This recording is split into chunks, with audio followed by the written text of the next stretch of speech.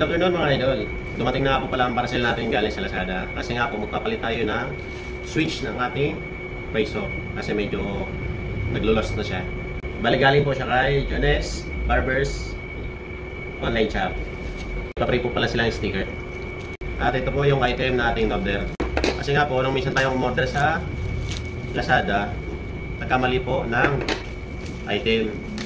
Ang pinadala po sa ating switch yung sa mga lumang Razor. Kaya po umorder po tayo ulit.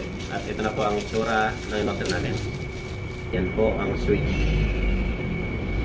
Tara guys, ayusin na natin ating mga Razor na sira. Bali tatlo nga palang switch ang in-order natin dito. Tatlong switch. Yung isa po ay para sa in case na masiraan po ulit tayo ng switch. At ngayon po ang gagawin ko ay dalawang Razor. Dalawa po sila nasira ang switch.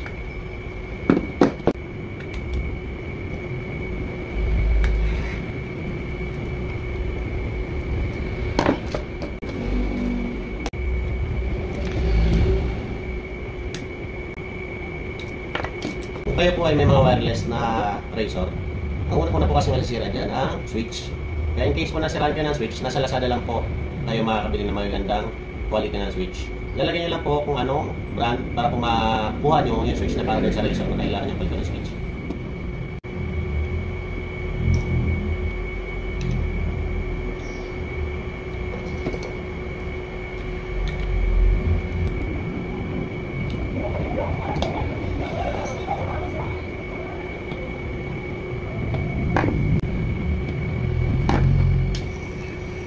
At yun nga guys, sukat naman sa kanya ang switch natin pinalit. Ayan po. Gumagana na po siya ulit.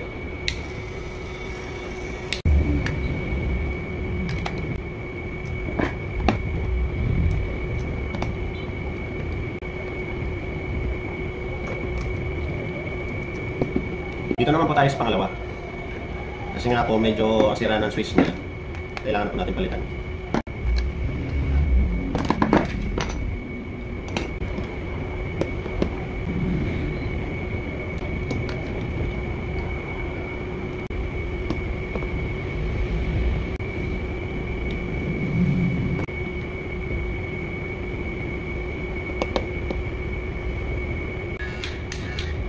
Okay na to.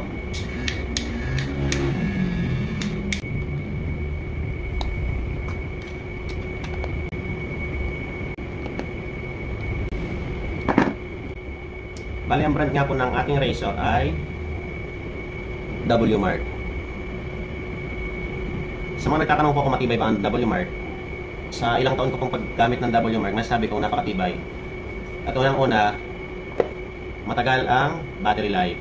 Hanggang ngayon po, napakaganda pa rin ang takbo ng W-Mart. Ang problema nga lang po talaga sa mga rechargeable na Razor, ito po ang nagkakaproblema. Itong switch na ito. Nagkakaroon po siya ng lamat, kaya medyo naglulus.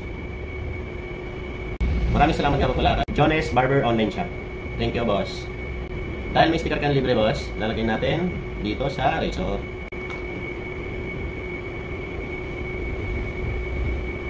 Hindi na si W-Mart ang may-ari nito. Si Jones Barber Online Shop. Maraming salamat nga po pala sa panonood. Ingat po kayo palagi.